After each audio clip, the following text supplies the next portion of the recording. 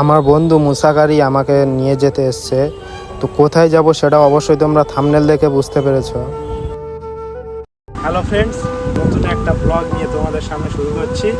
আজকে আমি যাব পয়লা নম্বরে। ঠিক আছে, হুট করে একটা প্ল্যানিং করেছি যে পয়লা নম্বরে যাব, ওখানকার ডিটেলস সব কিছু ভিউ তোমাদেরকে দেখাবো। তো আমি আছি আর আমার সাথে আমার ফ্রেন্ড মুসাগারি, ওরও চ্যানেল আছে একটা। ঠিক আছে, ওর চ্যানেলটা সবাই সাবস্ক্রাইব করে সাপোর্ট করবে। চলো যাওয়া যাক।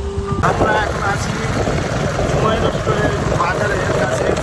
ঠিক আছে, আমরা যাবো এখন আমার ফ্রেন্ড মুসাগারি।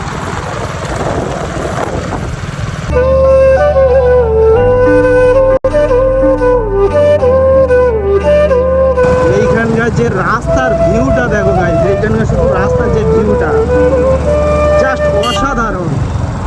আমরা আছি যে প্লেসটায়, এখানে ঝিংড়ের মূল্য হয়। ঠিক আছে,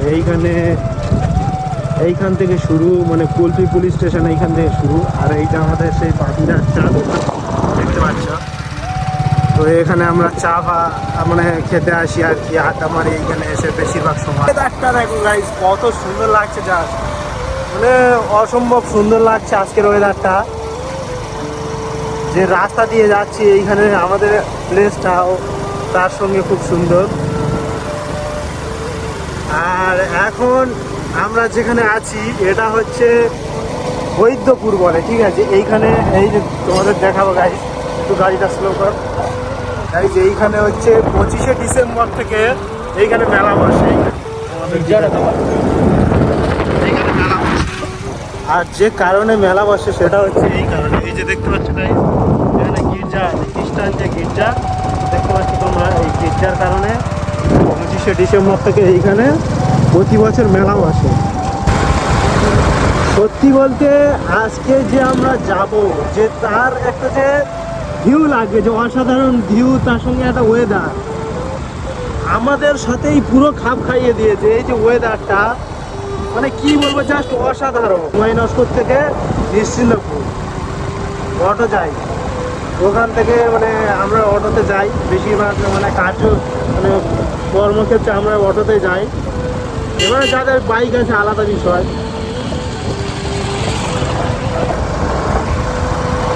এখন আমরা যে জায়গাতে আছি সেটা হলো রাজনগর। রাজনগর মানে আশেপাশে মোটামুটি একটা পপুলার একটা জায়গা। ঠিক আছে, এখন যে জায়গাতে আছি এটা হলো বেডারি নোয়া। ঠিক আছে, এদিক থেকেও কিন্তু আসা যায়, এদিক থেকেও মানে আসা যায়, মেন রোডে ওঠা যায়। আর ভাই, রাস্তায় যেতে যেতে দেখলাম এখানে একটা নাকি বৃদ্ধাশ্রম হয়েছে। শুনলাম এখানে নাকি একটা বৃদ্ধাশ্রম হয়েছে। তো বৃদ্ধাশ্রম হয়েছে, এবার তো এখানে তোমরাই বলো বৃদ্ধাশ্রম করার কারণ কি? বৃদ্ধ মা বাবাকে রেখে আসবে, এটাই কারণ। এটা সত্যি একটা ব্যাড নিউজ। তো এটা হলো মানে হুমায়ুনস্কর যাওয়ার, ঠিক আছে, অটো স্ট্যান্ড দেখতে পাচ্ছ গাইজ। এখানে অটো সারিবদ্ধভাবে দাঁড় করানো আছে। তো হুমায়ুনস্কর যাওয়ার অটো স্ট্যান্ড, এইখান থেকে অটো ধরে 25 টাকা নেয়। তো অটোতে হুমায়ুনস্কর যাওয়ার অটো স্ট্যান্ড। আর এই যেটা রাস্তা দেখতে পাচ্ছি এটা কিন্তু রেল গেট। ঠিক আছে, নিশ্চিন্দপুর যে মার্কেটের যে রেল গেট, এইটা স্টেশন থেকে। তো এটা হচ্ছে স্টেশন।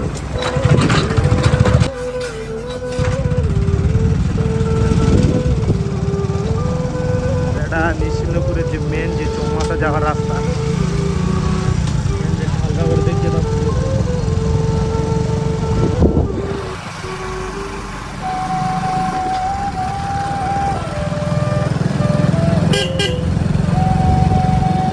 এটা নিশ্চিন্দপুর যে চৌমাথা বলে, সেই চৌমাথা যাওয়ার রাস্তা গাইছি।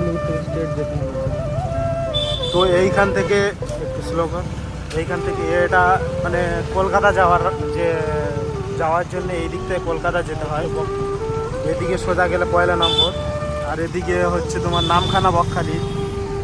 তো এখন আছি আমরা, মানে এখন যাব আমাদের হচ্ছে পয়লা নম্বর, তার জন্য এই রাস্তাটা আমাদেরকে বেছে নিতে হবে। এটা দিয়ে আমরা সোজা চলে যাব।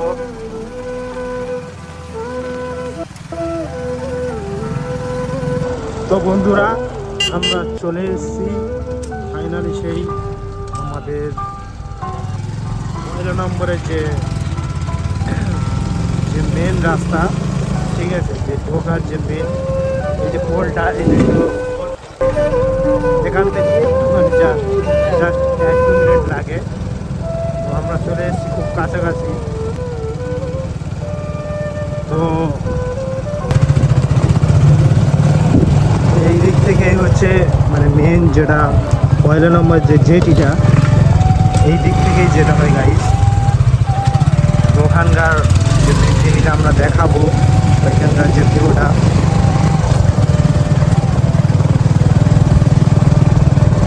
তো গাইস দেখতে পাচ্ছ এইখানে আমরা চলে এসেছি। তো এইখানকার ট্রলার কত নৌকা এখানে আছে। তো এগুলো কিন্তু মানে মৎস্য জীবিকার জন্য, ঠিক আছে, মৎস্য জীবিকার জন্য ট্রলার আছে এখানে। আর এটা মেন জেটি, জেটিটা আপাতত এখন মানে বন্ধ হয়ে গিয়েছে, অলরেডি দিয়ে দিয়েছে অনেক আগে থেকে, এখানে ঢুকতে দেয়নি। তো ওখানে দেখো গাইজ, ওইখানে জেলেরা জাল ঠিক করছে, ঠিক আছে, ওরা মাছ ধরার জন্য জাল ঠিক করছে।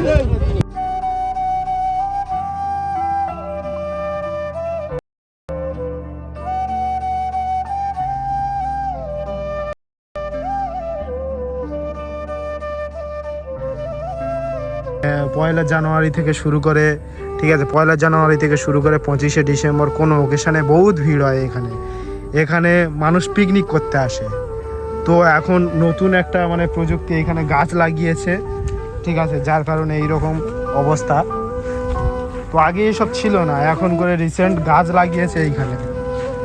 আর এইখানে যে নদীটা, ঠিক আছে, মেন যে ভিউ, নদীর ভিউটা মেন, যার কারণে এইখানে সবাই পিকনিক করতে আসে।